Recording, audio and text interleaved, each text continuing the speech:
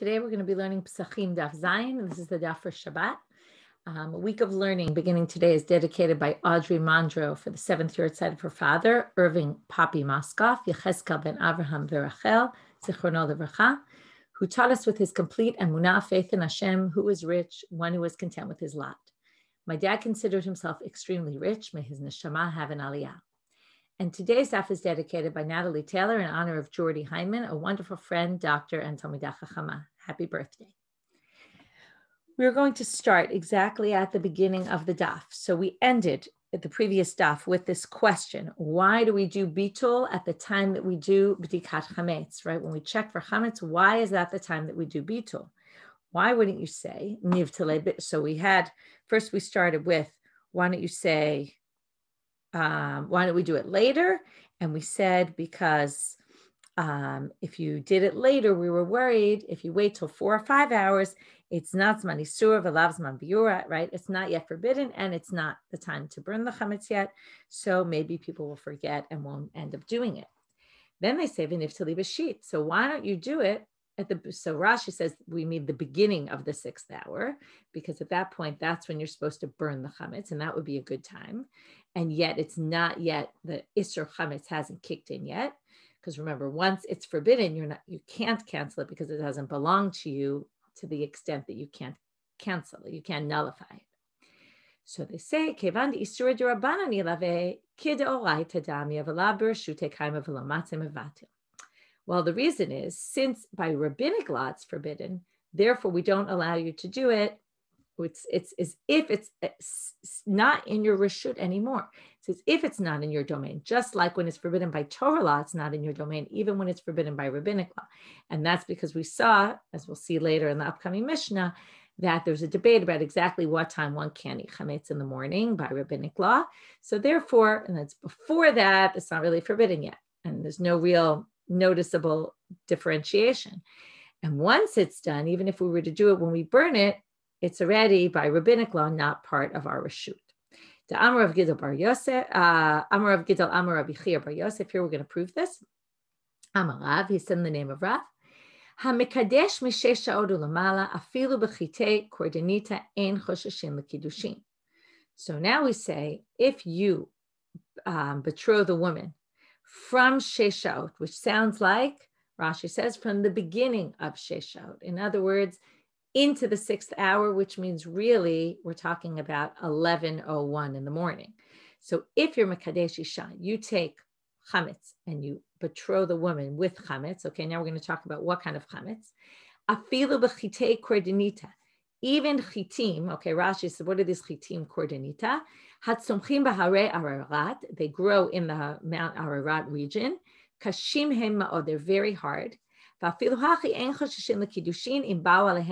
idea is, if water gets into them, they don't really get absorbed because they're very hard, and there's no real concern that they're going to leaven. However, we still don't allow it. In other words, we say in this case, even though when it comes to safek kiddushin, we're not sure, maybe someone betrothed someone, we're very strict because we're talking about serious things. If a woman's married to someone or designated to someone, here it's not marriage, but it's kiddushin, which is the first stage of marriage that we now, it's kind of like engagement, betrothal. We do it now all at once, but they used to do it much earlier. And already at that point, the woman is committed to that man. And if she sleeps with somebody else, she's an eshadish. Okay, that's called ni'uf, adultery. So we're very stringent when it comes to safek kiddushin. And in this case, we don't even say there's a safek. The man clearly betrothed her with nothing. Okay, we don't count it because it couldn't be that he owned them, right? Remember at a wedding, they always asked, you own the ring. The husband has to have ownership over whatever it is he's betrothing her with. So now we say, Ula bateri surah. Okay, so now we're going to question. So we basically established that we do the bitul at night because we can't do it early in the morning because people might forget. We can't do it later in the morning because it's already forbidden by rabbinic law. And we see that also from kiddushin, from the case of the betrothal. But now we say, really, you can't nullify it after it's already forbidden? Vahatanya, here we're going to see a case where it sounds like you can. היה יושב בבית המדרש ונזכר שיש חמץ בתוך ביתו, מבטלו בליבו. Echad Shabbat ve'echad Yom Tov. Okay, let's start from the end. Whether it's Shabbat or whether it's Yom Tov, if you're in a situation where you're sitting in the Beit Midrash learning, and then you remember that you have chametz in your house, what do? Mivatzlo bilibo. You nullify it in your heart. Now, what does this sound like? Sounds like you could do it even on Shabbat, even on Yom Tov. So let's see. Bishlam Shabbat mishkachala kegon shechala ra'asar liyop Shabbat. The Shabbat when I get, you could say this all happened before Pesach. We're talking about Shabbat was Yud Daled. You realize you have this chametz in your house. It's still the morning. You nullify it. That could work. But Yom Tov, but Tarisurahu, but Yom Tov, obviously we're not talking about on Sukkot. We're obviously talking about Pesach. Once it's Pesach, you can't nullify it. Didn't we just say that? So how could you possibly do this? So Amar Rabba Chaber Yaakov, Hachaber Tamid Yoshev Lefnei Rabo Askinan. Well, notice what it said there. He's sitting in the Beit Midrash. He must be sitting in front of his rabbi. Now, why is that significant? Well, the idea is that you're in the middle of learning and you can't stop learning. It's an embarrassment to your teacher. It's not kavod for the Torah. You can't stop. So what's the situation? So let's see. Nizkar sheyesh isa megulgelet betoch beto. Umityarei shema tachmitz. And therefore, kadim u'mevatrele mikame de tachmitz. It's actually not chametz yet. If it were chametz, then we go back to what we said originally. You can nullify that. But this, in fact, is not chametz. What's the situation? It's a dough that was kneaded, but hasn't yet, and it could be for matzah. But what happened, and that's why it's on Yom Tov, but you forgot about it at home. You left it. It's interesting. We would have thought the women were all involved in this. It seems the men were involved in making the matzah. You left it in your house. You went to the Beit Midrash, and all of a sudden you remembered, forgot about my dough. So it hasn't yet leavened. That's why you're allowed to nullify it. Okay, now why don't you just go home and deal with it? So that's why they say it must be someone in the Beit Midrash, because if he's in the Beit Midrash, he can't leave the Beit Midrash to go take care of it. Okay, at least it's one example, right? It could be another example, could be you just won't make it in time, right? It's too late at that point, especially when we're talking, you don't have a lot of time. So anyway, that's the case where you can nullify it, but it's not a case where you actually have chametz. Daikanami dekatani, and you can further prove this because it says Haya Yoshev b'toch Beit HaMidrash Maminan. That's why this explanation makes sense, because it actually says you were in the Beit Midrash, and that's why we can explain it in this way. Because it must be a situation. The idea is it's specifying that, not just to explain a potential situation, but they're doing it to say that's a case where you wouldn't necessarily, like, we want you to get back in time, but you can't because you're, right? You could also say, by the way, you were just outside your house. You weren't in your house. If you were in your house, you obviously could deal with it before it leavens. Amarav Rav Huna Amarav, Hapachi Ipsha. Now we're going to have a case of you open your bread basket. Okay, we're going to assume that you have, let's say, a drawer that you use for bread. On Pesach, you use it for matzah. You open it up in the middle of Pesach, and what do you find there? Moldy bread. Now, what's the case here? What do they say? We don't know yet whether the bread is chametz or not, although hold off on that question. Kevan sheravta matzah muteret. If the majority was matzah, then it's allowed. Now, we don't exactly know what exactly this means. Let's see. Hechidami, what's the case? If you know it's chametz, then kiravta matzah ma'have. What does it matter if most of what's in that drawer is matzah? It shouldn't make any difference. It's chametz, and therefore you obviously can't eat it. Ella, or you also have to burn it. Ella, obviously you don't really want to be eating this. It's moldy anyway. Ella de lo yadina ba'i chametzi hu imatzahu. It must be you don't know if it's chametz or if it's matzah. So you find this moldy bread and you don't know its status. So now they say, if you want to say that's the case, my iria ki ravta matzah, afilu ki lo ravta matzah nami nezel batar batra. Now wait, that also doesn't make sense, because it shouldn't matter is the majority of the bread in the basket matzah. It should matter what was the last thing that was in the drawer, as we're going to see in a minute.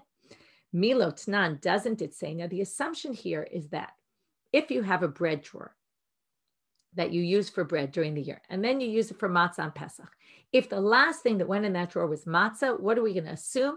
We are going to assume that you cleaned out that drawer and there was nothing in there when you put the matzah in. That's what it means we go after the last thing in the drawer.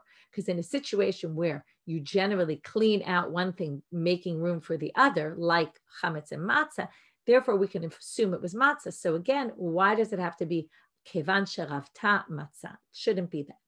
But let's explain how we know that we go achar batra. And for this, we're going to talk about Masayoshini. Masayoshini is money that you're supposed to take, a tenth of your produce, and you're supposed to bring it to Jerusalem and eat it in Jerusalem. But it was very schleppy to carry all these fruits. So people would redeem it onto a coin, take the coin to Jerusalem, and in Jerusalem, you'd use that coin. That coin has sanctity to it until you redeem it. In Jerusalem, you buy either produce with it that you eat in Jerusalem, or many people would buy animals to sacrifice. They would bring sacrifices on the holiday, and they would buy animals with it. So when you bought the animal, what happens, or the produce? That produce has sanctity to it. Then you would eat it in Jerusalem, right? If it's, let's say, the fruit, you would eat it in Jerusalem or sacrifice it at the temple. And when you did that, the money reverted back to being unsanctified money, chulin. So let's read this Mishnah. Milotnan does it not say in the Mishnah, if you have money that you find right near where they're selling animals in Jerusalem, la'olam ma'aser. We're going to assume, now the question is, we don't know, is it ma'aser, is it not ma'aser? Well, there's about a 50-50 chance. Why? Because if the money was already spent in Jerusalem for the animals, and the assumption is the majority of the money, now here's an interesting assumption. What happens is, let's say, I forgot to mention, if you get to Jerusalem and you don't manage to use all your Masayoshini money, what did people generally do with it? They would sell it for probably less than it was valued because they want to get rid of it. The supply is great, all this money. So the people, the locals, would buy that Maser money for less, okay? And they would then use it because the people in Jerusalem can always buy food in Jerusalem all year long. The people who are going back home have nothing to do with the money. So basically they would sell it off before they left, which means that the majority of the money spent in Jerusalem during the year, even not even during the time of the holidays, was Masayoshini money. So, and particularly the people would buy animals with them. So if you find the people who are selling animals and they have money on the floor there, it's a 50-50 chance that the money fell from the buyers or the money fell from the seller. If the money fell from the buyer, then it's still Masayoshini money and it's sanctified. If it fell from the seller, then remember what happens. You pay the money and the money, the sanctity goes onto the animal and goes off of the money. So then the money's not sanctified anymore. So if you find it before the Sochare Behema, right where they're selling them, L'olam Maser, you have to treat it as Maser because it's a suffix to Oraita, we don't know, and it's Torah law. Therefore, we're going to be stringent and think that it's sanctified. But Baharabayit Chulin, but in Harabayit itself, we're assuming it's going to be chulin because, first of all, many people did not bring their money into Harabayit. It's usually after they spent their money. So we don't assume that money in Harabayit is going to be sanctified. B'Yerushalayim, b'shat haregel maaser, b'shar yomot hashana chulin. If you find it just anywhere in the city or in the shuk in the city, we're going to assume. Depends on when it is. If it's the time of the regel, the time of the holidays, we're going to assume it's maaser. If it's any other day of the year, we're going to assume it's chulin. Amar of Shmaya bar Zera, my time. So now they want to know, why are we making this distinction between the Harabayit and the Shat and the Shuk, and why do we have this? There was this assumption that they would clean the streets of Jerusalem every day. Okay. Therefore, if they clean them every day, that means any money that was left got collected. And therefore, Alma Amrinan Kama Azele, Bahani Achrina Ninu. Hachanam. Okay, so now what's the assumption? We're going to say the ones from before were obviously swept up already because they got swept every day. And the ones that are left, right, must be new ones. So when it's the holiday, the majority of the money being spent on the holiday is Masayoshini money. When it's not a holiday, we're not going to assume it's Masayoshini. During the year, they didn't necessarily all spend Masayoshini. That was only by these Sochare Beheman, by the temple, but not otherwise. So therefore, we're going to assume, and this is the difference between Harabayit, okay? We're going to assume that whatever was there in Jerusalem got swept up already, and whatever we see now is new money, right? And so if it was during the holiday, then we're going to assume it's new money from today. If it's after the holiday, we're going to assume holiday money is no longer there because it got swept.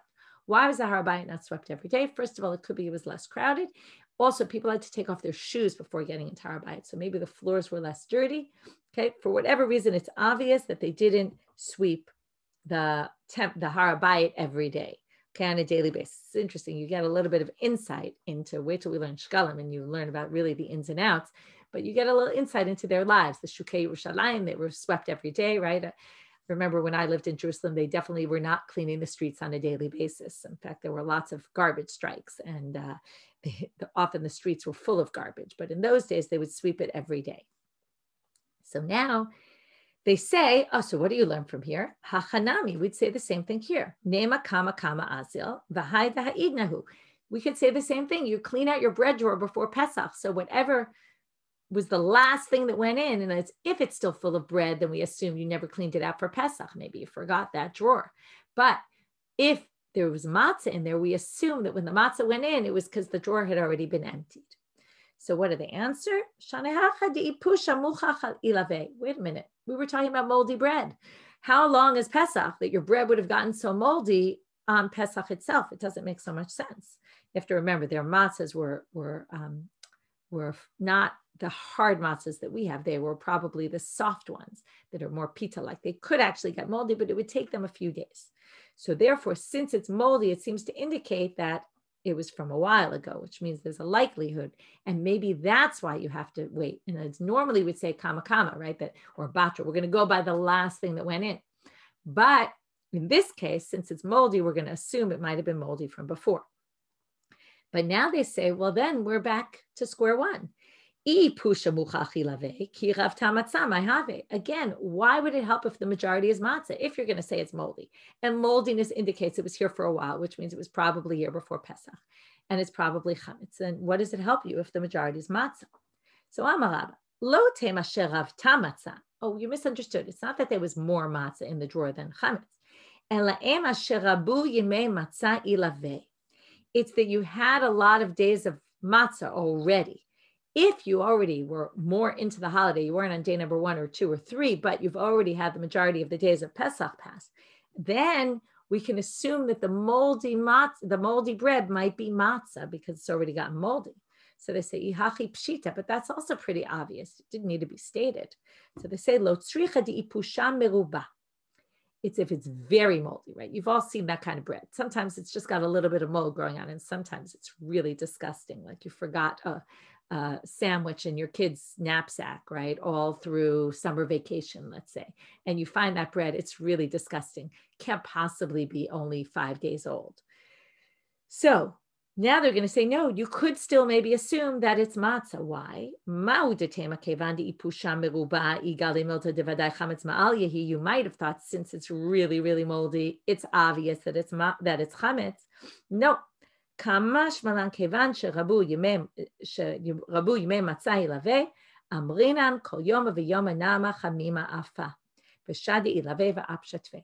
It's very likely that what you do every day you made matzah and you put the matzah while it was warm into the drawer. Now there's a way to speed up mold, right? If you put warm matzah into your drawer and you close it, and it's sitting right next to chametz, that's going to make that matzah get moldy much quicker. So therefore, it could possibly be that you have very moldy bread and it actually could still be matzah. And there's a fascinating halacha that comes out of this, which is that really we follow this, that you can assume it's matzah. Even though there's a doubt that maybe it's chametz, we actually treat it as matzah, which is really interesting because we're so stringent when it comes to chametz on Pesach, but yet here we can follow the rules here that seem to indicate it's matzah. So now they say, wait a minute. Do we really follow majority here? Vahatanya Rabbi Yossi bar Rabbi Yehuda Omer. Teva shenishtamshu ba ma'ot chulin u'ma'ot ma'aser. Im rov chulin chulin. Im rov ma'aser ma'aser. Va'amai lizo batar batra. Oh, sorry, I said something wrong.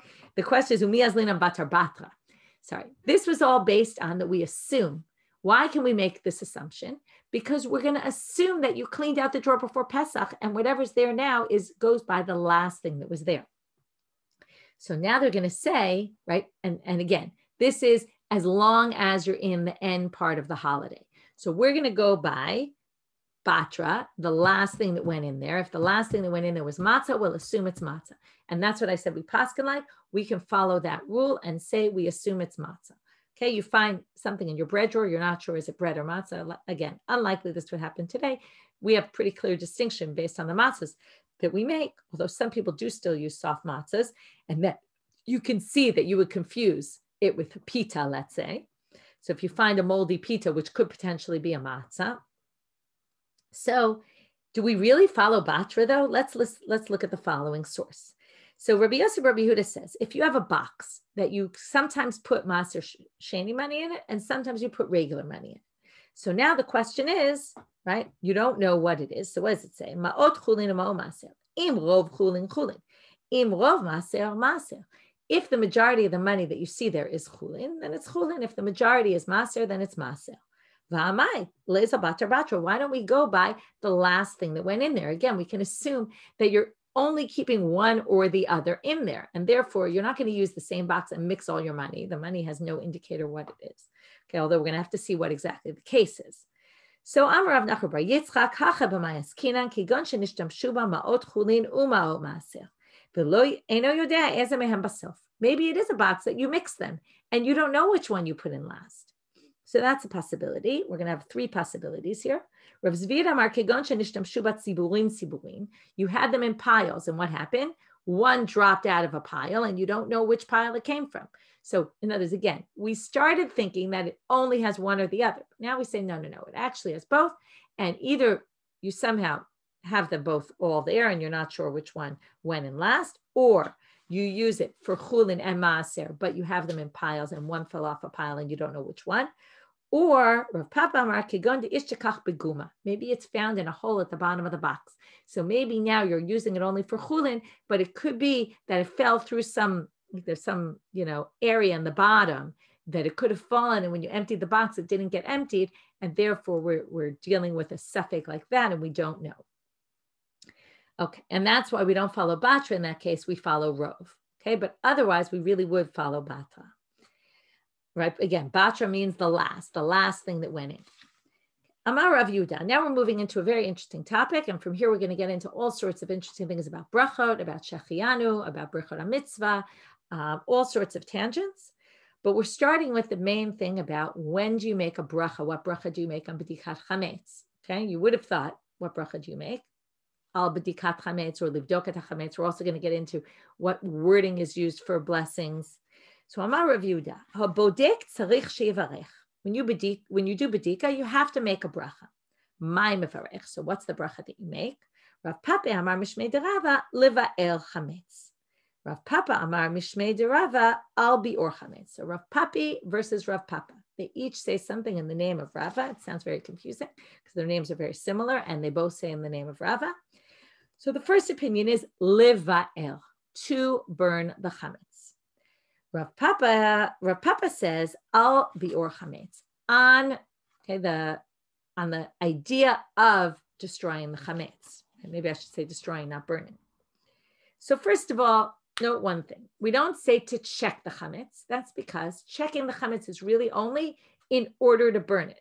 There's a few problems here. Why don't we say the bracha when we burn the chametz if the idea is to destroy? It's true that bedika is getting ready for destroying, but it's not actually destroying.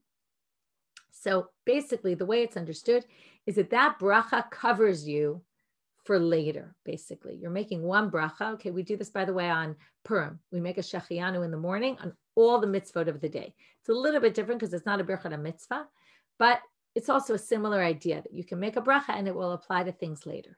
So here also, we're making a bracha on bi'or, which we're starting the process of bedika, and we're going to finish it, right? Then we do bitul, and then we're going to finish it when we burn the chametz. But now the question becomes what the debate of liva'er or al bi'or is. Okay, and the reason we don't make a bracha on bedik al bedikat chametz is because that's not the main mitzvah is lahashbit, right? Tashbitu se'or mibatechem, to get rid of the chametz. Bedika is just enabling us to get rid of it. The lashon, the language of liva'er, everybody agrees. Liva'er means we are going to. It's about the future. So in general, we make brachot, and we're going to talk about this before we do the act. So you do this at the beginning of your checking, and then you check. So liva'er, that seems like a good use, a good wording. Ki pligi be'al bi'or. But the whole question is when you say al bi'or, okay, and there's some mitzvot that we say li, like lahadlik ner shel Shabbat, okay, or lahadlik ner shel Chanukah, we're coming up on Chanukah. But sometimes we say al, okay, and this sugya is going to get into the differences between li and al, and there's a whole debate about it. So the machloket is ba'al bi'or. Mar savar me'ikara mashma, umar savar lahaba mashma. So one holds, okay, which one? The one who said liva'el and not al bi'or, that's Rav Papi, says it's le sha'avar. Al means about what we already did, and we didn't do it yet, so we don't use that language. And li, right, would mean future. But Rav Papa, who says you can use the word al, he also thinks you could use liva'er, but he also says you could use al because al is also lahaba, about the future. So now we're going to bring a question. Metive. So the Gemara says, Baruch Asher Kedisham Tzivanu al Hamila. Hatam hechinema, nema lamul. So one second. Al Hamila, period. That's the question. Al Hamila sounds like on the Milah, if you say it's about the past. Al Hamila is about the past. No, we make a bracha al Hamila right before we do the mitzvah. So that doesn't make any sense. So they say, oh, well, that's a different reason. Hatam hechinema, nema lamul. We're going to say Asher Kedisham Tzivanu lamul. Now, what would be the problem with doing that? Lo sagya delav ihu mahil. They say, wait a minute, who says the bracha? I don't know if you paid attention, but the person who says Asher Kedisham Tzivanu ala milah is the moel. Now, the moel is not commanded to do the brit milah. The father is commanded to do the brit milah. So the Gemara says, okay, well then, avi haben ma'ika lememar. Well, then what if it's the father who actually is commanded? In other words, what we're saying is there we had to change instead of lamul, we say ala milah because the person himself wasn't commanded. So when you're not commanded, you can't say, I was commanded to do the following thing. I wasn't commanded. But if it's the father who is commanded, and let's say he's the mohel, okay? Sometimes the father does the circumcision. So what do you say? Inachinami. Yeah, in fact, if he does it, he should say lamul. Okay, it happens we don't hold this way, but the Gemara seems to indicate that would be the case. Meitive, another question. Baruch Asher Kedisham Tzivanu ala shchita. When you slaughter an animal, you say the bracha ala shchita. So why do you do that? You're about to slaughter the animal. It's not like you've done it already. Hatamnami hechanema nema lishchot lo sagya delav iu shachat. So now they're going to assume, let's say you're talking about a sacrifice. Now, normally the person who is obligated in the sacrifice isn't the one who's slaughtering it. So he's not commanded, okay, the one who slaughters is not the one who's commanded to fulfill the mitzvah. So again, it's just like the other case. Now they say, Pesach v'kodashim ma'ika lememar, but what if, or forget even sacrificing. You could say the same thing for any animal, right? I want to eat meat. I'm commanded to slaughter it, but I'm not the one who's slaughtering it. I asked someone else to do it. So they're doing it for me. So now they say, wait a minute. Pesach v'kodashim ma'ika lememar, but what if I am commanded and I slaughter it myself, right? Sometimes the owner of the korban pesach would slaughter it themselves, or the owner of the sacrifice. So they say inachinami. Then, in fact, you would have to change the bracha to lishchot. Meitive, third question. Ha'oseh lulav latzmo. If you make your own lulav, okay, you put it together. Mevarech shachianu v'kiyamanu v'gianu lazman hazeh. Nitalo latzeit bo omer Asher Kedisham Tzivanu al nitilat lulav. Okay, the first part isn't so important, although it raises a very interesting question. When you put together your lulav, we don't make a shachianu. According to this, you make a shachianu when you put together your lulav. Okay, it's a very interesting thing. Hold off. We're going to talk about this in a minute. When you pick it up, latzeitbo, to be yotze, the mitzvah, and you pick up your 4 species, what do you say? Asher Kedisham Tzivanu al nitilat lulav. Now again, you're about to fulfill the mitzvah. You haven't fulfilled it yet. So what do they answer? Shanehatem de be'idna de ag behe nafik be. When you lift them up already, you're already yotze the mitzvah. Now this is interesting because we actually do something to avoid this problem. Okay, what do? We always hold the etrog upside down, and then we turn it right side up and we shake it. And that's because we don't want to have this situation where we fulfill the mitzvah first. Okay, but it seems clear that they picked it up and fulfilled the mitzvah. They didn't necessarily do it in this way. That whole issue comes up later, and they say, how could this be? And we should do it in a way that you're not actually fulfilling the mitzvah. We're going to learn about this today, that when you do a bracha on a mitzvah, the idea is always to say the bracha and then fulfill the mitzvah, unless in unique situations when you can't do that, like lighting candles Friday night. That's why we cover our eyes. So we shouldn't benefit from the light before we make the blessing, okay? Because you really shouldn't benefit from something before you shouldn't, okay, not benefit. You shouldn't fulfill the mitzvah, and that's having light, until you've made the blessing. There we can't do it, because once we make the blessing, we'll accept Shabbat, and then we have a problem. Although not everyone accepts Shabbat when they light candles, and then theoretically men who light candles generally don't accept Shabbat when they light candles, and therefore they should actually do the reverse. Or on Yom Tov, when you can light, you do it the reverse. But anyway, now we're back to our topic. So it says, let's just assume right now that they would, okay. And now, by the way, there's a question. If you're supposed to do it over El Asiyatan, why do we actually do it in this way? Why do we pick it up? Why don't you just maybe say the blessing and then pick it up? That's because we want the mitzvah to be accessible to you.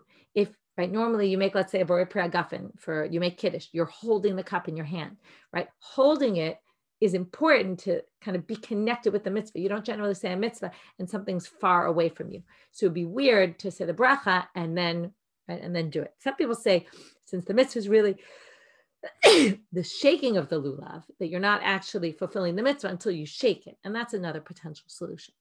But in any case, the Gemara here seems to think that you take the lulav and you actually fulfill the mitzvah before you make the blessing. So, ihachi latseitbo, wait a minute.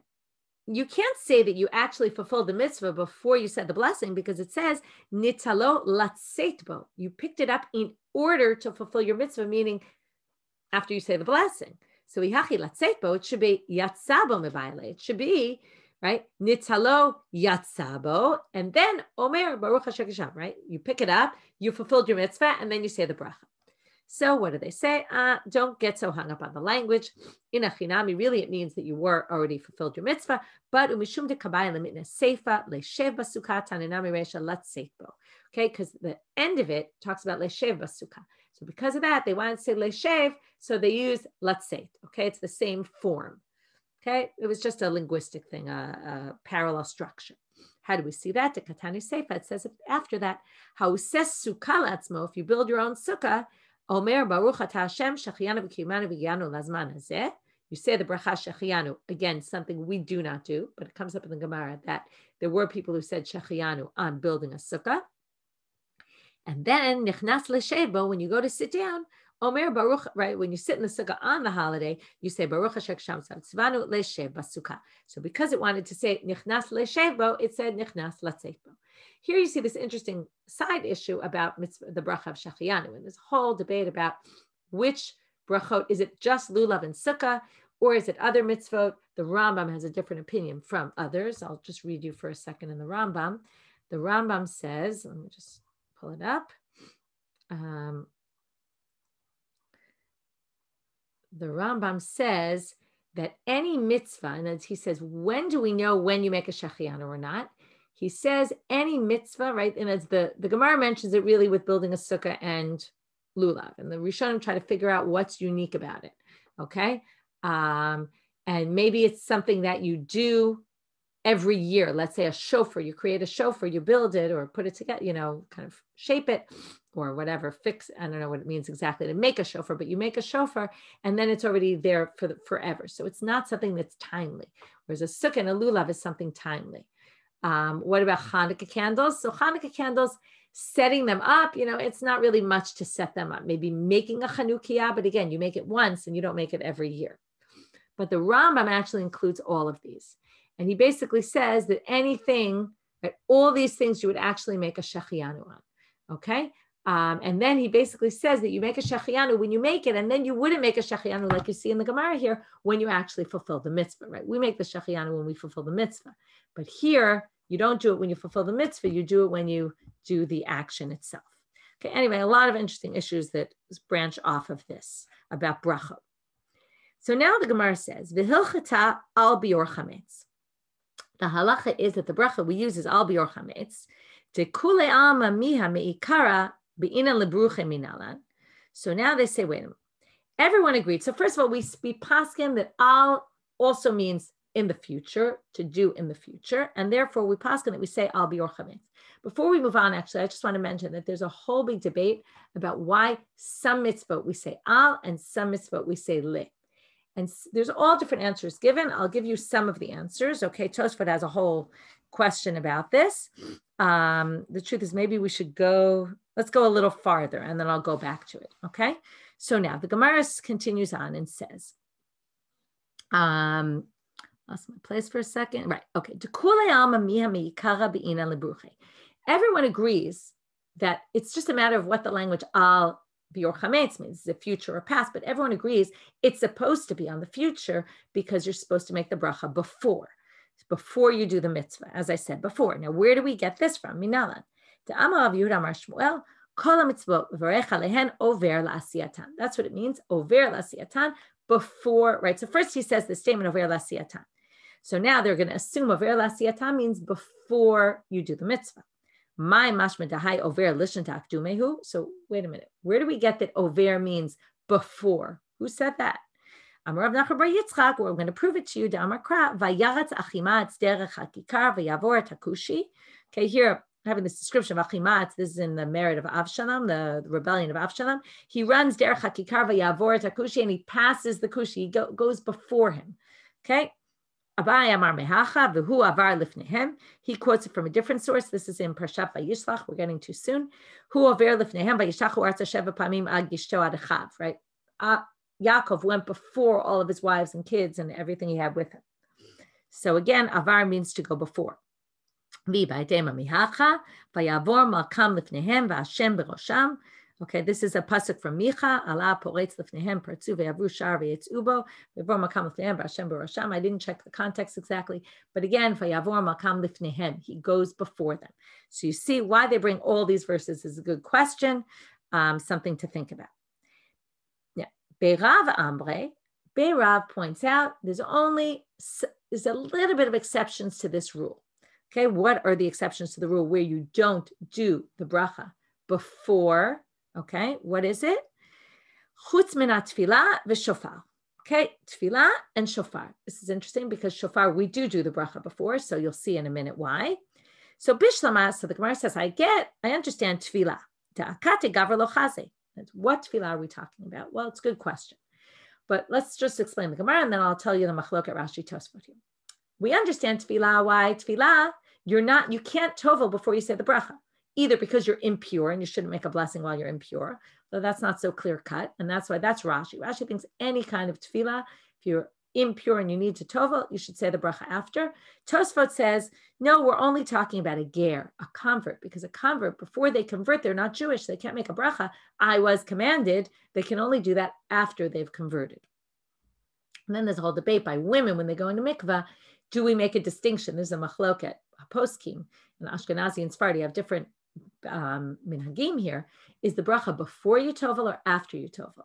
Okay, Ashkenazim actually do a bit of a combination. They go dunk once, they come out, they dunk again. Many people dunk 3 times, but they dunk in between. They make the bracha in between the first and the second. Some people say it's a bit of a compromise. But the whole debate is, do we say what we call lo plug? We don't distinguish. We kind of, okay, it says alat, right? We say by a ger, so we're not going to distinguish by women. We're going to just say the same thing so that people don't get confused by the bracha of tefillah. Other people say, no, it's just gerim. It has nothing to do with women, and women should actually say the bracha before they go to the mikveh. Okay, so now Ashkenazim actually paskin that they do the bracha first. That's why, the first tefillah is really just to get your hair wet, make sure it goes down. Afterwards, right, then we make the bracha. Sephardim actually do it after. Okay, so it's an interesting machloket here. But in any case, he says tefillah is an exception. Also note the language, al ha-tefillah, the tefillah we already did. Okay, and then even it's interesting because women all say al ha-tefillah also, but that's because we also paskin in the end that al means the same as li. Okay, then you'd have to say, why do we make this distinction that some say li and some say al? I'll get back to that in a minute. So now they say, but shofar, right? Ela shofar, my timer. Maybe you'll make the blessing. You'll try to blow and nothing will come out, right? The sound will be wrong or bad. And then we're worried, and maybe that's why you wait and make the blessing after. But they say, but there's all sorts of things that you can mess up. You can mess up your slaughter. You can mess it right. You could trafe up the animal. You could do the wrong shchita, and then you basically mess up the animal. Okay. So, and then you can't eat it. Or mila, brit milah, you can do it incorrectly and then miss your opportunity to do it. So Elam Rav Chisda chutz min tefillah bilvad. So Rav Chisda fixes it and says it's only tefillah, not shofar, and that's why we in fact say shofar before. Itmar. Okay, now it was said, Tanya Nami Hachi, there's a Bracha to support this. Taval va'ala ba'aliyato omer baruch asher chisham tzavanu al hatfilah. Right, you went in the mikveh, you come out. When you come out, you say the bracha asher chisham tzavanu al hatfilah. Few interesting things. Tosfot points out at the end of this long Tosfot al hatfilah, he starts talking about netilat yadayim, and maybe that's why when we wash our hands, we say asher chisham tzavanu al netilat yadayim in the middle. It's all different reasons given as to why we do this. In fact, there are some people who do al netilat yadayim earlier. I heard in the name of Rav Shechter that he actually does it before he washes his hands. Some people say that your hands aren't really clean unless you dry them, and that's why you do it in the middle. It's the drying part that's important. Anyway, or it could be coming from here, that it's a type of tefillah, because it comes from purifying, right? So we don't want to say the blessing until your hands are somewhat clean. Okay, that's one issue. And the other is why certain brachot have al and certain brachot have le. And there's a bunch of different explanations brought. Some are to say, one distinction is to make this distinction between what people, what you are supposed to do by yourself and what could be done by a shaliach, like the brit milah, al hamilah, and al shchita. And all those are al because someone theoretically could do it for you, even if you're actually doing it yourself. And ones that you do yourself, like lahadlik ner shel Shabbat or Chanukah, you say yourself. Okay, so that's one thing. That all these theories have holes in them. They're not all perfect. That's why there's many different theories about it. I wanted to quote you one more. Right. Some people say there's no real guiding principle. Okay. That's quoted by the Ri in Tosfot. Okay. That maybe there really is no guiding principle. There was one more I wanted to quote.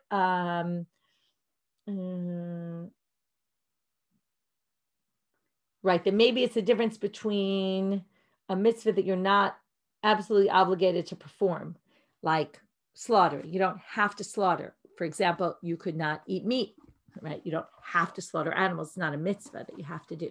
Maybe that's a reason. Anyway, like I said, these are theories, and it's very hard to find one that fits all the categories.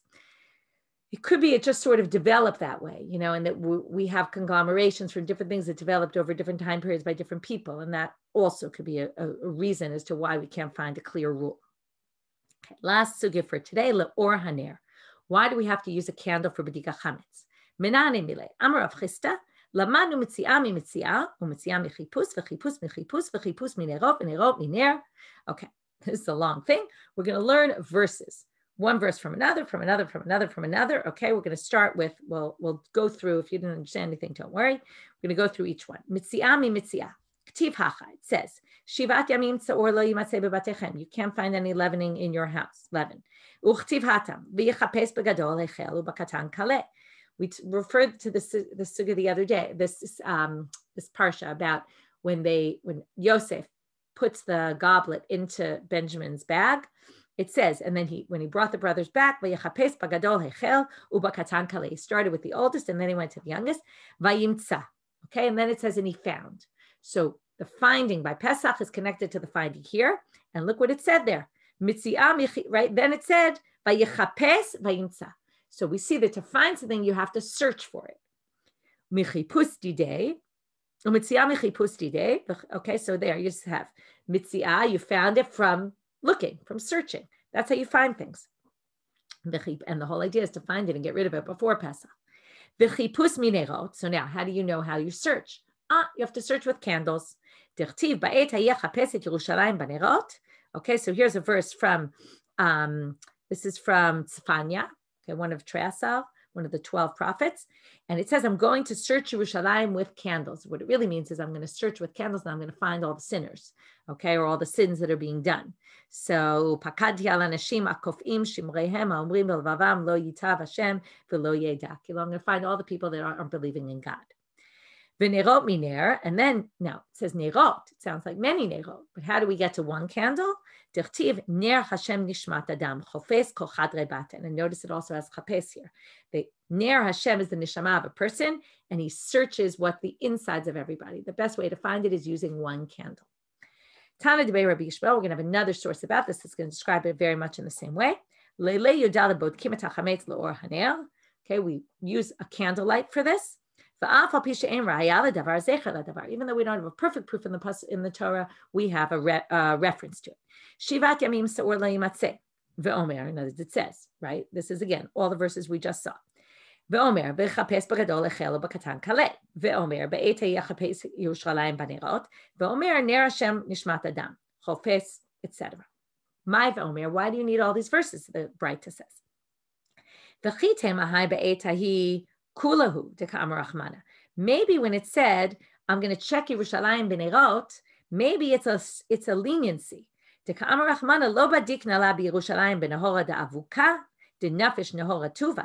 not going to search with a huge torch. Now, part of the issue here is that you only use one candle. You don't use like a Havdalah candle, which has a lot of light.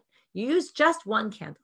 So maybe God was being lenient there. He didn't want to look with a big torch to find everybody because he only wanted to find major sinners, not minor things going on.